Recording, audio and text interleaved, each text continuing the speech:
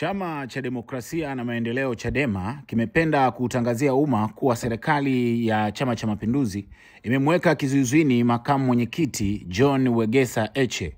Heche amekamatwa saa 8 mchana siku ya leo Jumamosi mkoani Mara kwenye mpaka wa Tanzania na Kenya uko Isabania One Stop Border alipokuwa anataka kuingia Kenya.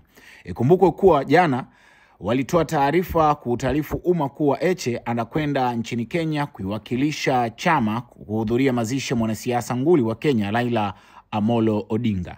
Pamoja na kumwekea kizuizini, mamlaka ya uhamiaji Tanzania imemnyang'anya hati yake ya kusafiria passport bila kueleza kwa nini wamechukua uamuzi huo. Kumzuia Heche kwenda kuwapa pole wa Kenya ni kuwanyima raia wa nchi hiyo haki yao ya kufarijiwa wanapofikwa na majanga mbalimbali ikiwemo misiba. Chadema wameitaka serikali imwachie mara moja Heche na iache kuwanyanyasa viongozi wa chama, kuwapora haki yao ya kutoka nje ya nchi kuingia kama inavyoelezwa kwenye ibara ya 17 ibara ya kwanza ya Katiba ya Jamhuri ya Muungano wa Tanzania. Imetolewa leo Jumamosi tarehe 18 Oktoba 2025 na Brenda Lupia, huyu ni mkurugenzi wa mawasiliano na uenezi.